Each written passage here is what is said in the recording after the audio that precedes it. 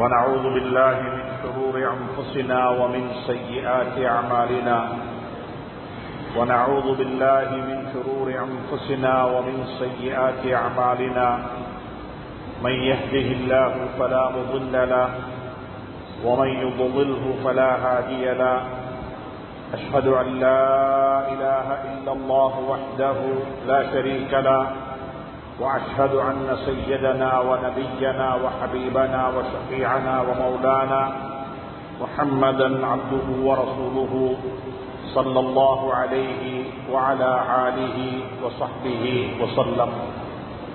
اللهم صل على رسولك سيدنا ونبينا ومولانا محمد وبارك وسلم عليه. أما بعد، وقد قال الله تبارك وتعالى بعد أعوذ بالله من الشيطان الرجيم بسم الله الرحمن الرحيم يريدون ليطفئوا نور الله بأفواههم والله متم نوره ولو كره الكافرون. هو الذي أرسل رسوله بالهدى ودين الحق ليظهره على الدين كله ولو كره المشركون. صدق الله العلي العظيم. அல்லாஹ்வின் நல்லடியார்களே, அன்பு சகோதர நண்பர்களே, பெரியவர்களே, அல்லாஹ்வை பயந்து தக்வா செய்து அவனால் ஏவப்பட்ட ஏவல்களை எல்லாம் எடுத்து நடக்கும்படியாகவும், வேண்டாம் என்று சொல்லப்பட்ட விளக்கப்பட்ட அத்துணை வகையான பாவங்களை விட்டும் தன்னையும் தன்னை சார்ந்தோரையும் பாதுகாத்து விலகி நடந்து கொள்ளும்படியாக முதலாவதாக எனக்கும் அப்பாலுங்களுக்கும் ஞாபகம் ஊட்டிக் கொள்கின்றேன், வசியத்தும் செய்து கொள்கின்றேன், அன்பு கட்டளையும் பிறப்பித்துக் கொள்கின்றேன்.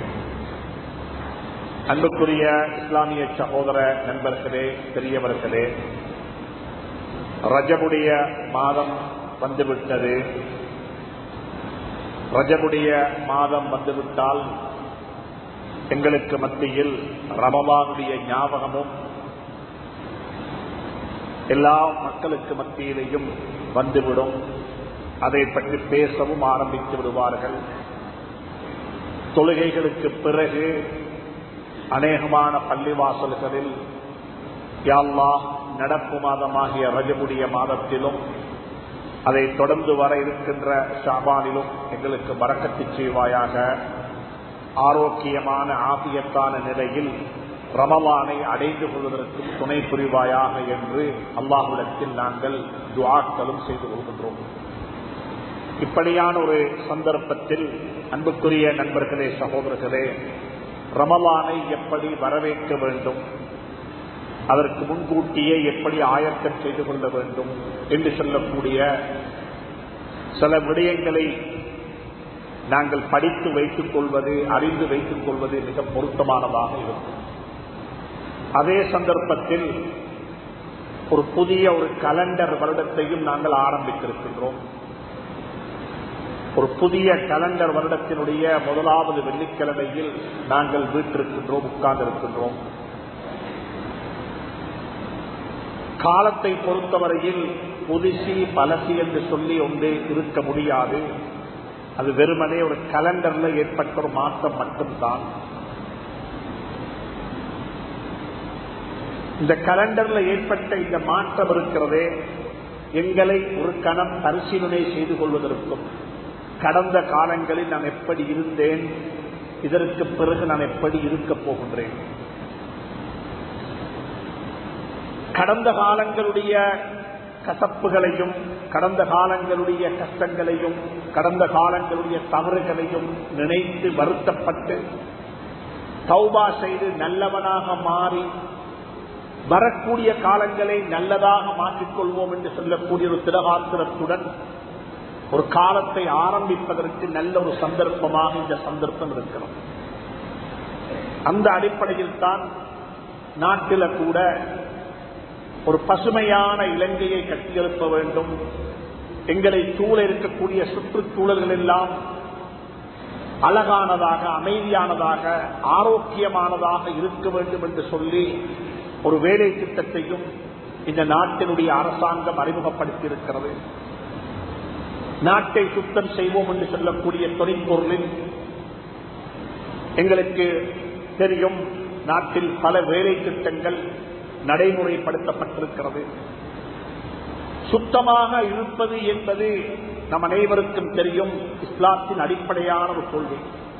சுத்தம் அத்துஹூரு சத்துருல் ஈமான். சுத்தம் என்பது ஈமானின் ஒரு பகுதி. மனிதன் சுத்தமாக இருக்க வேண்டும். சுத்தம் என்று சொல்லும் பொழுது வெறுமனே வெளித்தோட்டத்தை மட்டும் சுத்தமாக வைத்துக் கொள்வதல்ல. வெளித்தோட்டம் எவ்வளவு சுத்தமாக இருக்க வேண்டுமோ அதைவிடவும் அதிகமாக மனிதனுடைய அந்தரங்கம், உள்ரங்கம் சுத்தமாக இருக்க வேண்டும். இதை பற்றி நாங்கள் விளங்கி வைத்திருக்கிறோம். நாட்டினுடைய அரசாங்கம், நாட்டினுடைய சுற்றுச்சூழல், நாங்கள் புழங்கக்கூடிய பகுதிகள், நாங்கள் இருக்கக்கூடிய இடங்கள், எங்களுடைய பக்கத்து வீடு என்று சொல்லி அவர்கள் அவைகளை சுத்தமாக வைத்துக் கொள்ள வேண்டும் என்ற தலையங்கத்திலும், நாட்டினுடைய பொருளாதாரம் வளம் பெற்று ஆரோக்கியமான, வறுமை இல்லாமல், கஷ்டமில்லாமல் மக்கள் வாழக்கூடிய ஒரு பொருளாதாரத்தை கட்டியெழுப்ப வேண்டும், அதற்கு நடைபெறக்கூடிய ஊழல்களையும் அட்டகாசங்களையும் லஞ்சத்தையும் இல்லாமலாக்க வேண்டும் என்று சொல்லியும் அதற்கு அவர்கள் பெயர் நாமம் கூட்டியிருக்கின்றார்கள். அன்புக்குரிய நண்பர்களே, சகோதரர்களே, ஸல்லல்லாஹு அலைஹி வஸல்லம் அவர்களும் இதே தொழிற்பொருளில் எங்களுக்கு அதிகமான புத்திமதி சொல்லி இருக்கிறார்கள். ஏராளமான புத்திமதிகள். நாங்கள் சுத்தமாக இருக்க வேண்டும். சுத்தத்தினுடைய முதல் பகுதி என்ன தெரியுமா? எங்களுடைய ஆத்மாவை நாங்கள் சுத்தம் செய்து கொள்ள வேண்டும். உளப்பரிசுத்தம். உளப்பரிசுத்தம். ஹஜ்ரத் உமர் ரலியல்லாஹு தஆலா சொல்வார்கள், ஹாசிபு அன்ஃபுஸக்கும், நீங்கள் உங்களிடத்தில் கேள்வி கணக்கு கேட்டு பாருங்கள். எங்களிடத்தில் இன்னமொத்தர் வந்து கேள்வி கேட்டால் எங்களுக்கு கோபம் வரும். நாங்கள் எங்களிடத்திலே கேட்டு பார்க்கலாம் சில கேள்விகளை. என்னை பார்த்து, உங்களை பார்த்து யாராவது ஒருவர் நீங்களும் ஒரு முஸ்லிமா என்று கேட்டால் எங்களுக்கு எவ்வளவு ஆத்திரம் வரும். எங்களுடைய ஒரு செயலை பார்த்துவிட்டு, ஒரு நடவடிக்கையை கேட்டுவிட்டு, நாங்கள் நடந்து கொண்ட ஒரு நடத்தையை பார்த்துவிட்டு எங்களிடத்தில் ஒரு கேள்வி கேட்டால், அவர் கேள்வி கேட்டால், நீங்கெல்லாம் முஸ்லீம்களா என்று கேட்டால் எங்களுக்கு எவ்வளவு ஆத்திரம் வரும். அதே கேள்வியை நாங்கள் எங்களிடத்தில் கேட்டுக்கொள்வோமே, உண்மையிலேயே நான் ஒரு முஸ்லிம் தானா? வெளித்தோட்டத்தில் எனக்கு பெயர் முஸ்லிம், ஒரு முஸ்லிமான வீட்டில் வாழுகின்றேன், பள்ளிவாசலுக்கு போய் வந்து கொண்டிருக்கின்றேன், அல்ஹம்துலில்லாஹ். என்னுடைய வெளி நடத்தைகள் அனைத்தும் ஒரு இஸ்லாமியனுடைய நடத்தையாகவே இருக்கிறது, அல்ஹம்துலில்லாஹ். ஆனால் என்னை பற்றி எனக்குத்தான் தெரியும், உங்களை பற்றி உங்களுக்குத்தான் தெரியும். நானும் நீங்களும் என்னிடத்திலும் உங்களிடத்திலும் தனிப்பட்ட முறையில் உள்ளத்தில கையை வச்சு கேட்டு பார்ப்போம், நான் ஒரு முஸ்லிம் தானா? அல்ஹம்துலில்லாஹ். என்னுடைய உள்ளம் எனக்கு சாட்சி சொன்னால், நீ ஒரு முஸ்லிம் என்று சொன்னால்,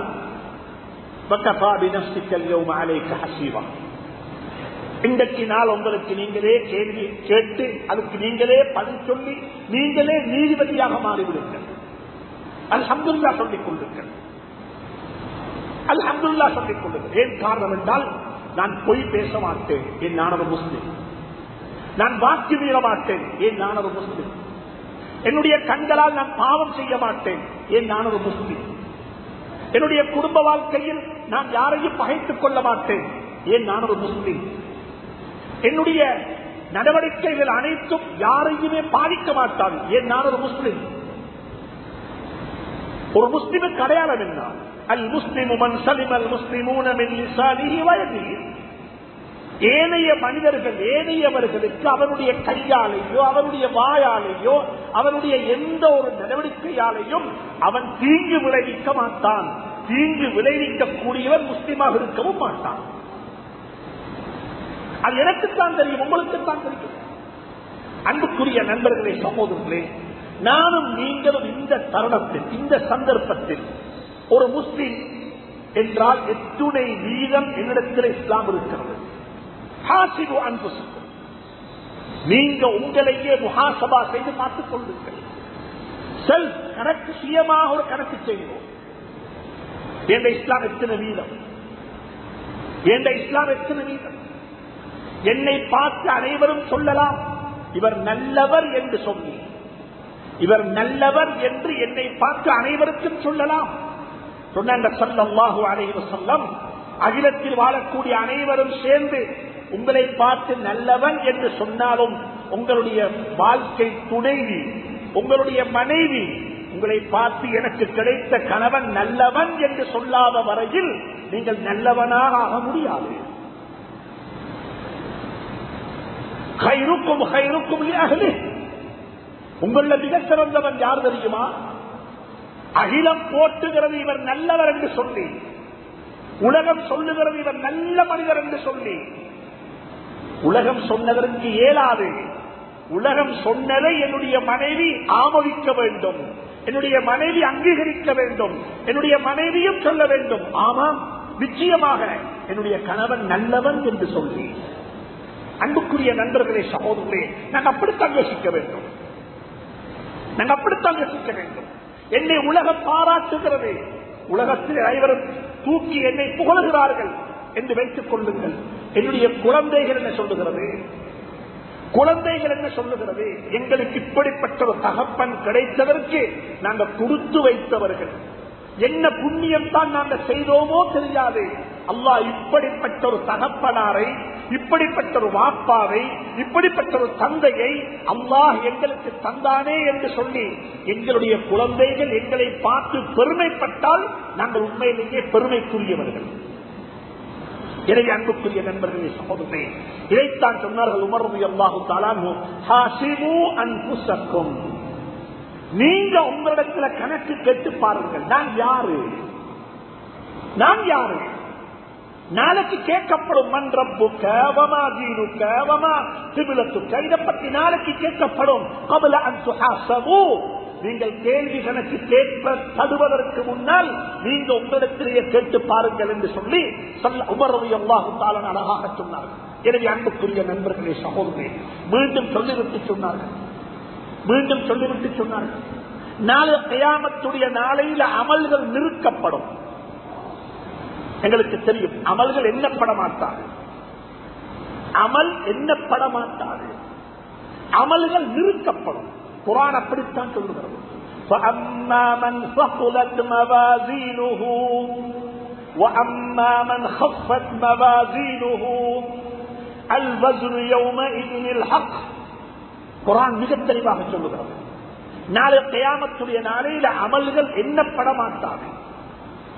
How many?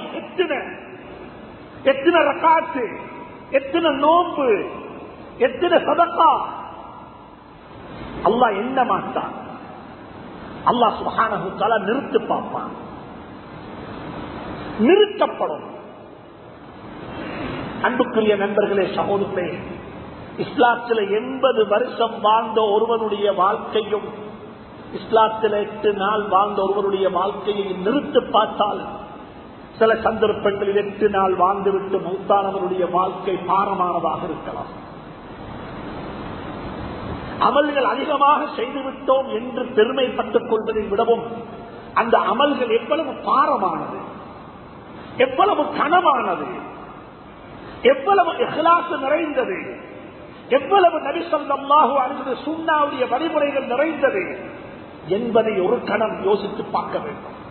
சொன்னாங்க உமர் ரலியல்லாஹு தஆலா அன்ஹு, அமல்கள் நிறுத்தப்படுவதற்கு முன்னால் உங்களுடைய அமல்களை நீங்களே நிறுத்து பார்த்துக் கொள்ளுங்கள், நிறுத்து பார்த்துக் கொள்ளுங்கள்.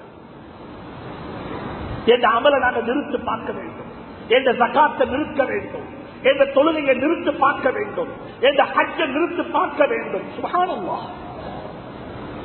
அன்புக்குரிய நண்பர்களே, சகோதரர்களே, முதலாவது செய்ய வேண்டிய பணி, நான் என்னுடைய கடந்த காலம் எப்படி இருக்கிறது, என்னுடைய கடந்த காலத்தில் செய்த அமல்களுடைய பாரம் என்ன பாரம்.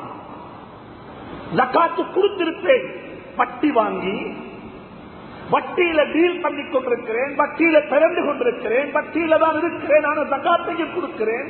என்ன பிரயோசனம், என்ன பிரயோசனம்? ஹஜ்ரத் உமர் இப்னு அஸீஸ் ரஹ்மத்துல்லாஹி அலைஹி ஒரு புத்தி சொன்னார்கள்.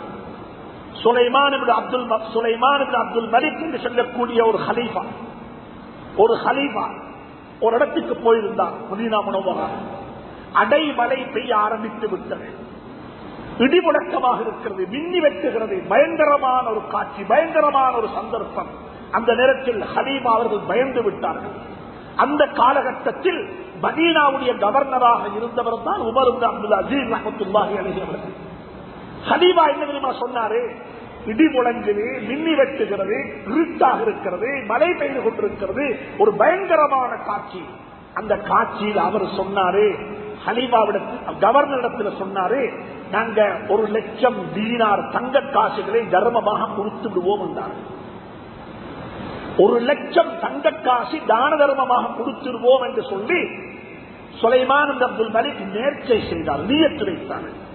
அந்த நேரத்தில் அவர் சொன்னார், ஒரு பதில் சொன்னார் உமர் அப்துல் அஸீஸ் ரஹ்மத்துல்லாஹி அலைஹி, ஹலீமா அவர்களே, தர்மம் செய்வதற்கு முன்னால் அபகரித்துக் கொண்ட, சூறையாடிக் கொண்ட, ஹராமாக சம்பாதித்த பணத்தை திருப்பி கொடுத்து விடுங்கள் என்று சொன்னார்கள். சதக்கா கொடுப்போம் 2வது, ஜகாத்து கொடுப்போம் 2வது. எடுத்த முதலாவது ஹராமாக சம்பாதித்ததை விட்டு முதலாவது வெளியே வாங்குவோம். ஹராத்தை விட்டு விட்டு வெளியே வாங்குவோம். ஹராத்திலே இருந்து கொண்டு சதக்கா இல்ல, ஹராத்திலே இருந்து கொண்டு தௌபா இல்ல. சொன்னாங்க, நீங்க இப்ப இந்த தர்மம் இந்த நேரத்தில் சதக்கா கொடுக்கிறதல்ல முக்கியம், நீங்க செய்ய வேண்டியது என்ன தெரியுமா? நீங்க அபகரித்துக் கொண்ட, நீங்க ஆட்சி செய்யும் பொழுது உங்களுடைய பெற்றோர்கள், உங்களுடைய வாப்பா, உங்களுடைய நானா கலீஃபாக்களாக இருந்து திருடிய, சூறையாடிய, அபகரித்துக் கொண்ட, லஞ்சமாக பெற்ற உடைமைகளை எல்லாம் திருப்பி கொடுத்து விடுங்கள். அதுதான் முகத்தம், அதுதான் முற்படுத்தப்பட வேண்டும் என்று சொல்லி அந்த இடத்தில் புத்தி சொன்னார்கள். அதே புத்தியைத்தான் நான் எனக்கு உங்களுக்கு சொல்லிக் கொள்கிறேன். தர்மம் செய்வோம் 2வது, ஹராத்தை விட்டு முதலாவது வெளியே வாங்குவோம். அனந்தர சொத்துல துரோகம் செய்து, சுப்ஹானல்லாஹ், நன்றாக புரிந்து கொள்ளுங்கள், அனந்தர சொத்து எவ்வளவு முக்கியமானது. அந்த பாவத்தில் யாரெல்லாம் பீடிக்கப்பட்டிருக்கிறார்கள், அந்த பாவத்தில் நாங்கள் எப்படி பீடிக்கப்பட்டிருக்கின்றோம்? குர்ஆன் மிக தெளிவாக சொல்றது, லிர்ரிஜாலி நஸீபும் மிம்மா தரக்கல் வாலிதானி வல் அக்ரபூன மிம்மா கல்ல அவ் கஸர நஸீபன் மஃரூபா. மிம்மா கல்ல அவ் கஸர நஸீபன் மஃரூபா. ஒருத்தர் மௌத்தாகி விட்டார், ஒருவர் மௌத்.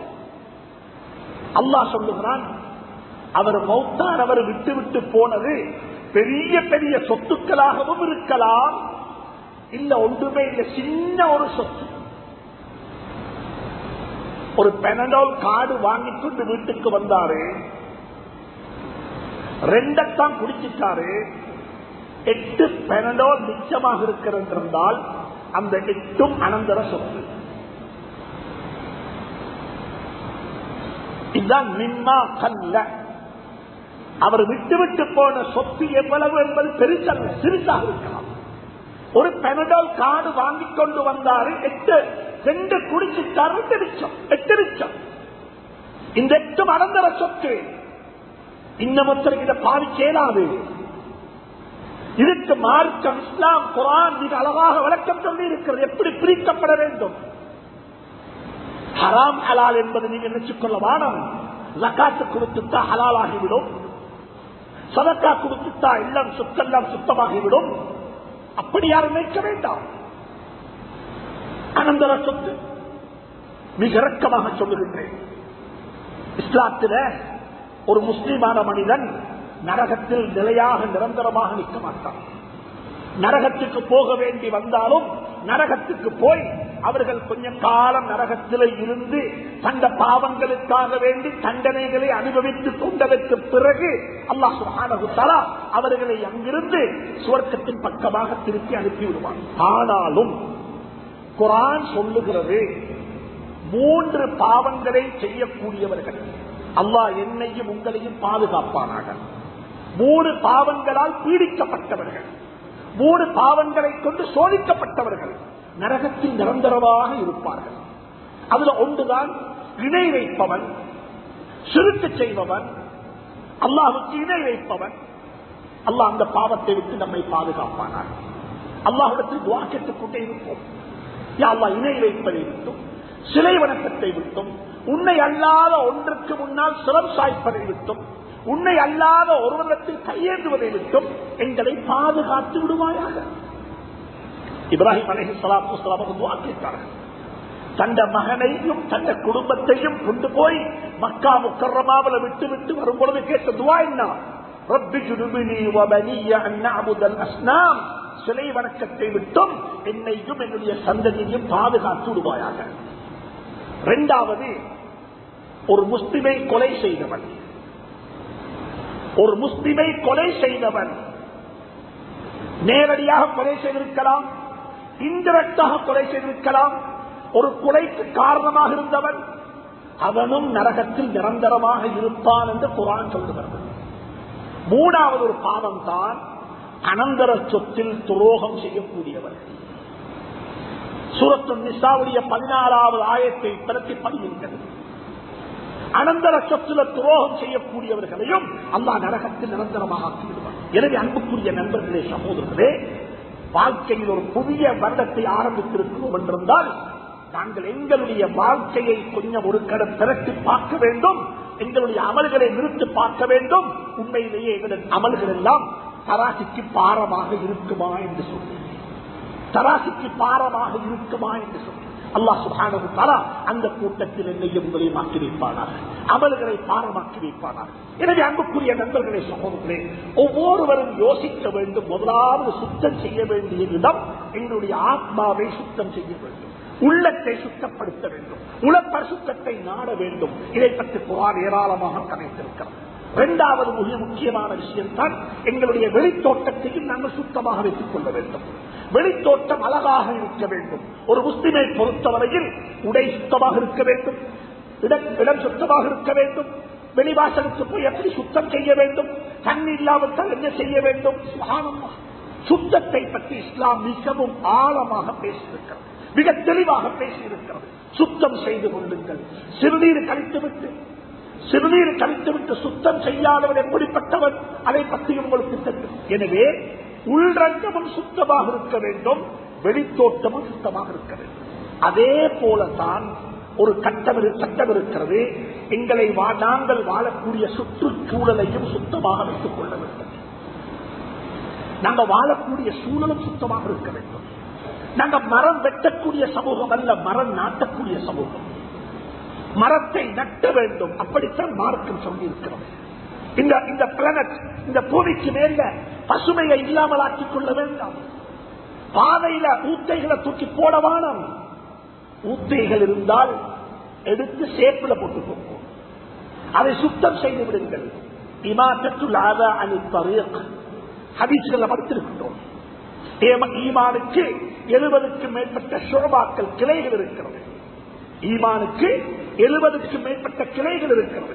அதில் ஆக உயர்ந்தது லா இலாஹ இல்லல்லாஹ், வணக்கத்துக்குரியவன் அல்லாஹ்வை தவிர வேறு யாரும் இல்லை என்று சாட்சி சொல்லுவது தான் ஆக உயர்ந்தது. ஆக தாழ்ந்தது என்ன தெரியுமா? பாதையில இருக்கிற அழுக்குகளை எடுத்து அகற்றி விடுவது. இமாத்தத்துல் ஆதா அனித் தரீக். முஸ்லிம்கள் கொஞ்சம் யோசிக்க வேண்டும், முஸ்லிம்கள் கொஞ்சம் யோசிக்க வேண்டும். எங்களோட வீட்டுக்கு முன்னால் உள்ள பாதையை யார் சுத்தம் செய்ய வேண்டும்? நான் பள்ளிக்கு போவது ஈமான், சுபஹ் தொழுவது ஈமான், சலாம் சொல்லுவது ஈமான். அதே போல சொல்றாங்க ஸல்லல்லாஹு அலைஹி வஸல்லம், பாதையில நடந்து போகக்கூடிய மக்கள், நடமாடக்கூடிய மக்கள் போகக்கூடிய பாதையை சுத்தமாக வைப்பது ஈமான். முஸ்லிம் சமூகமே, இஸ்லாமியர்களே, இந்த நாட்டுக்கு முன்மாதிரியான செய்தியை நாங்கள் சொல்ல வேண்டும். இந்த நாட்டுக்கு நல்ல ஒரு செய்தியை சொல்ல வேண்டும். எங்களோட ரோட்டுகள், எங்களோட பாதைகள் மாற்று மதத்தை சார்ந்த மக்கள் நடந்து போகும்போது சொல்ல வேண்டும், இது நிச்சயமாக முஸ்லிம் ஊராகத்தான் இருக்க வேண்டும். ஏனென்றால் பாதைக்கு இடமிட்டு அவர்களுடைய மதில்களை கட்டி இருக்கிறார்கள், பெரிய பாதை. நான் சொல்லுவதை கொஞ்சம் யோசித்து பார்க்கும். மாற்று மதத்தை சார்ந்த மக்களுடைய ஊர்களில் போகும் பொழுது பாதைகள் ரொம்ப பெருசாக இருக்கும். பாதைக்கு இடமிட்டுத்தான் அவர்கள் அவருடைய கட்டிடங்களை கட்டியும் இருப்பார்கள். முஸ்லீம்கள் கொஞ்சம் யோசிக்க வேண்டும். நாங்கள் எப்படி கட்டுகின்றோம் பில்டிங்? என்னோட நலனுக்கு எப்படி இருக்கிறது? நான் அனைவரையும் குறை சொல்லவில்லை, உண்மையை சொல்லுகின்றேன்.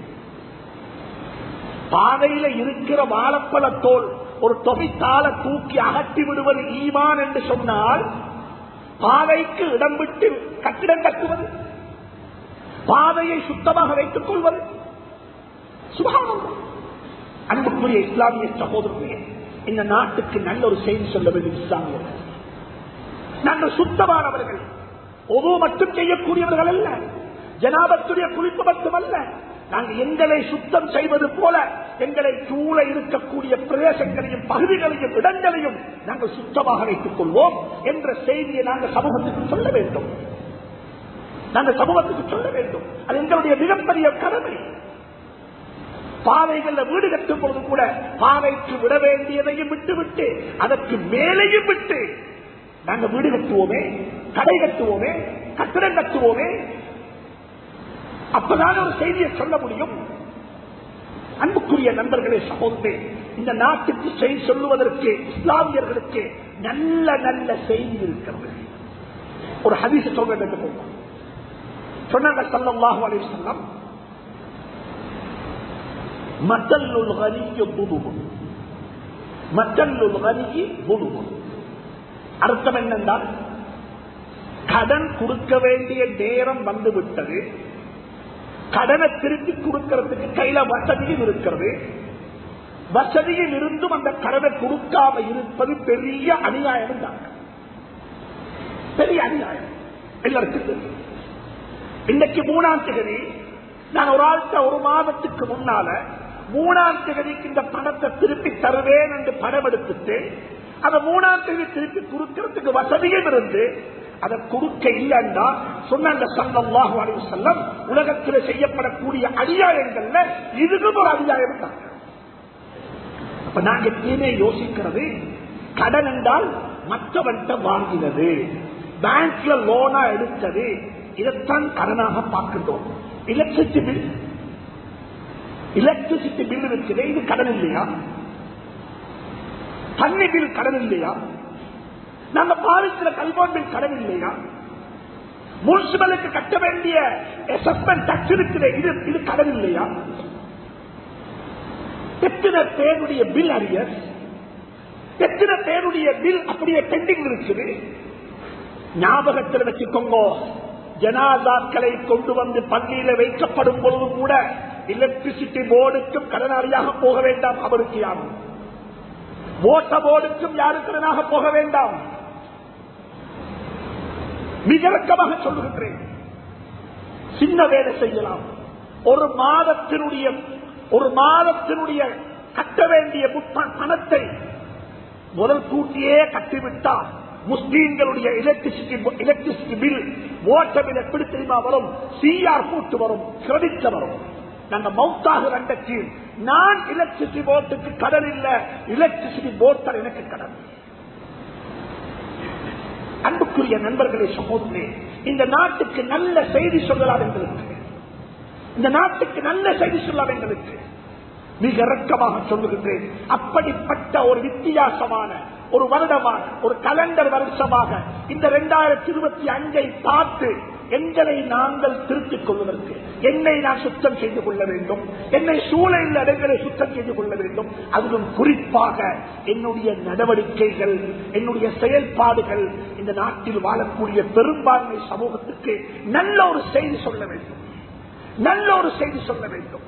நாங்க யாருக்கும் கடன் இல்லை, எலக்ட்ரிசிட்டி போர்டுக்கும் கடன் இல்லை, டெலிபோன் பில்லையும் கடன் இல்லை, தண்ணி பில்லையும் கடன் இல்லை, முனிசிபலுக்கும் கடன் இல்லை. நாங்க எல்லாத்தையுமே ஒரு வருஷத்துக்கு முன்கூட்டியே கட்டிவிட்டோம். என்னோட பில் எப்பயுமே சிஆர் போட்டுத்தான் வரும். மலக்குல் மௌத் அலைஹிஸ்ஸலாத்து வஸ்ஸலாம் என்னோட ரூஹ வாங்க வாரண்டக்கு நாங்க பெருமையாக சொல்லுவோம், நான் யாருக்கும் கடன் இல்லை. பாவித்த எலக்ட்ரிசிட்டியையும் நான் பே பண்ணிவிட்டு தான் மூத்தாக இருக்கின்றேன். அன்புக்குரிய நண்பர்களே, சகோதரே, வாழ்க்கையை வரலாறாக மாற்றலாம், வாழ்க்கையை சரித்திரமாக மாற்றலாம், வாழ்க்கைக்கு ஒரு அர்த்தம் கொடுக்கலாம். அல்லாஹ் சுப்ஹானஹு வ தஆலா அந்த பாக்கியத்தை எனக்கு உங்களுக்கு நசீபாக்குவாரா. அன்புக்குரிய நண்பர்களே, சகோதரே, அதே போல ஒரு மிக முக்கியமான செய்தி இந்த இடத்துல பதிவு செய்து திரும்புகிறேன். ரமலான் வருகிறது. ரமலானுடைய ஒரு மிக முக்கியமான ஒரு நோக்கம் தான் ஆரோக்கியமான வாழ்க்கைக்கு விட்டுடுவது.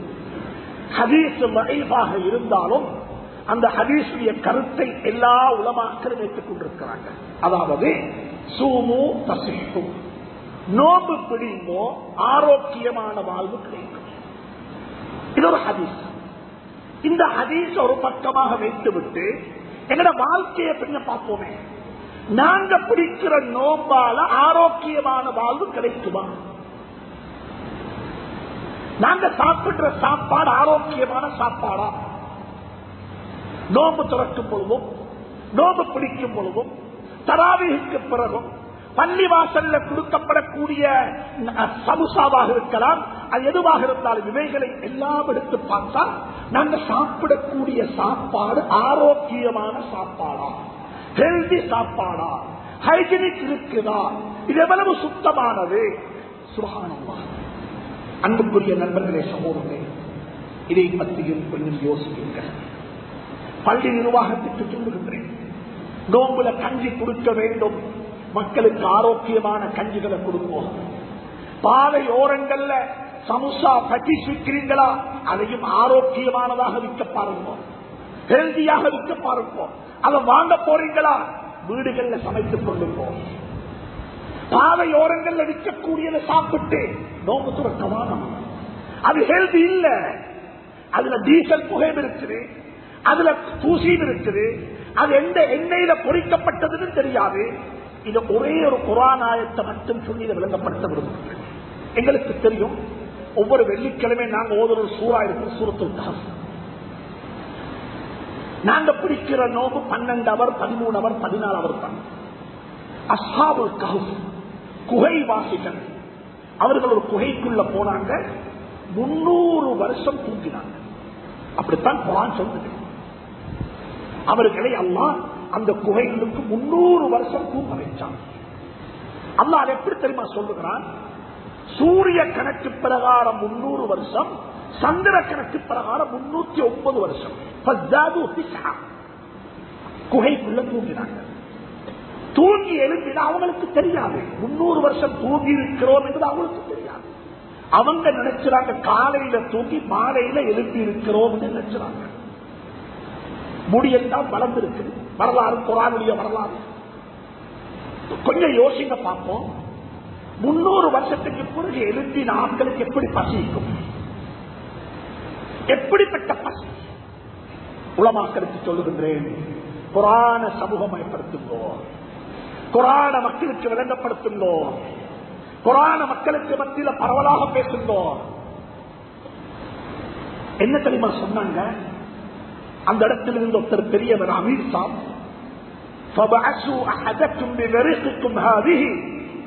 உங்கள்கிட்ட இருக்கின்ற இந்த வெள்ளி காசுகளை கொடுத்து ஒருத்தர் அனுப்புங்கோ பஜாருக்கு, அவசரமாக போய் சாப்பாடு வாங்கிக் கொண்டு வரும்படியாக.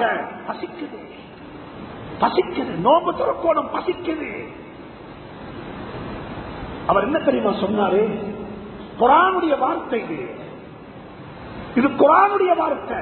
அவர் சொல்ல இல்ல, அவசரமாக போயிட்டு சாப்பாடு வாங்கிக் கொண்டு வாங்கோண்டு அனுப்பவர். போறவருக்கு செய்தி சொன்னாரு,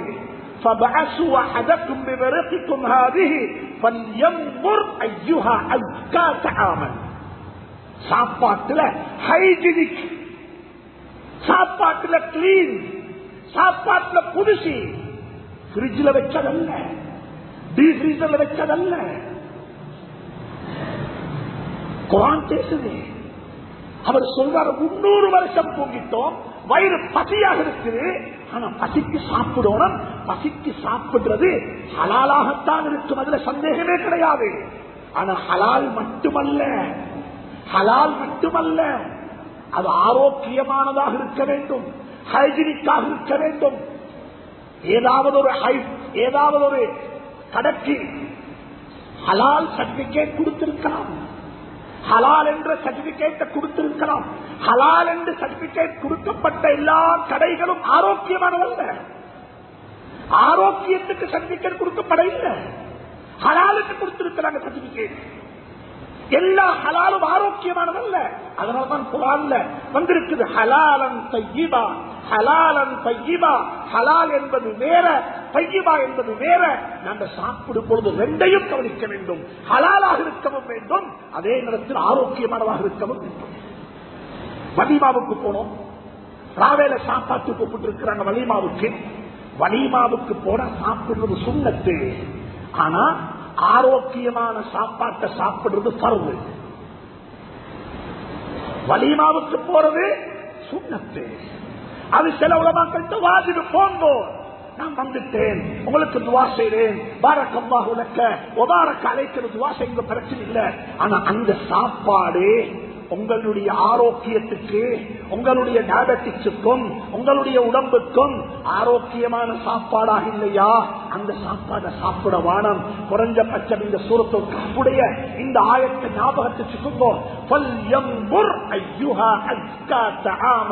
வைத்து நல்ல தேடி பார்த்து, ஆய்வு செய்து தேடி பார்த்து நல்ல ஃப்ரெஷ்ஷான சாப்பாட்டை வாங்கிக்கொண்டு வாங்கன்னு சொன்னாங்க.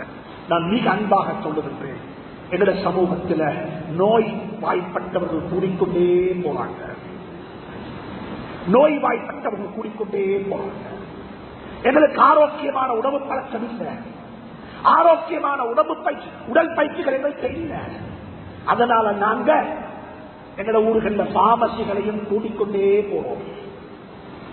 மருந்து கடைகளுக்கு போய் மக்கள் மருந்து வாங்கிக் கொண்டே இருக்கிறாங்க.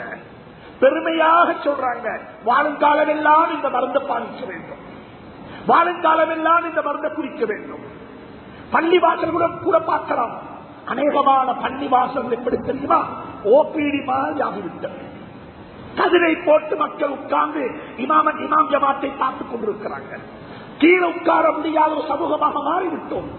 எங்களுடைய உணவு பழக்க வழக்கத்துடைய விளைவுகள்.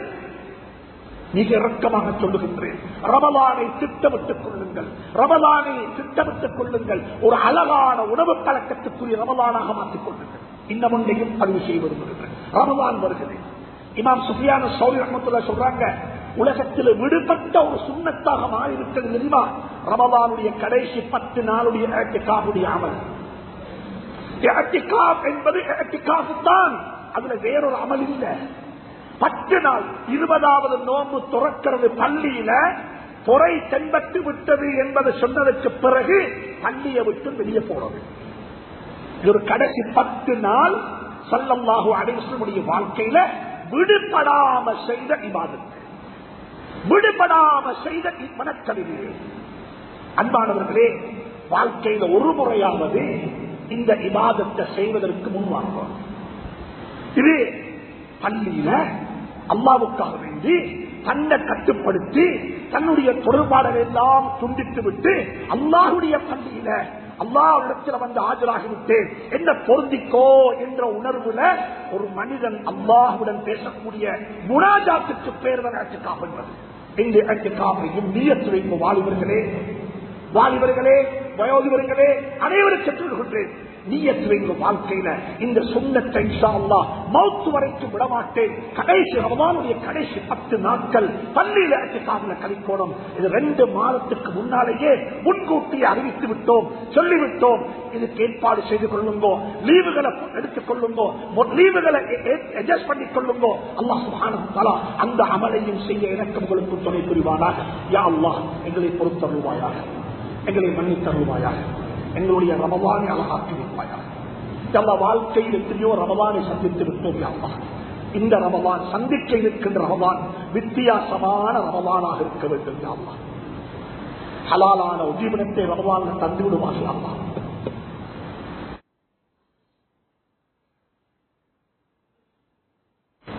ஹராத்தை விட்டு பாதுகாப்பாயாக, ஹராத்தை விட்டு பாதுகாப்பாயாக.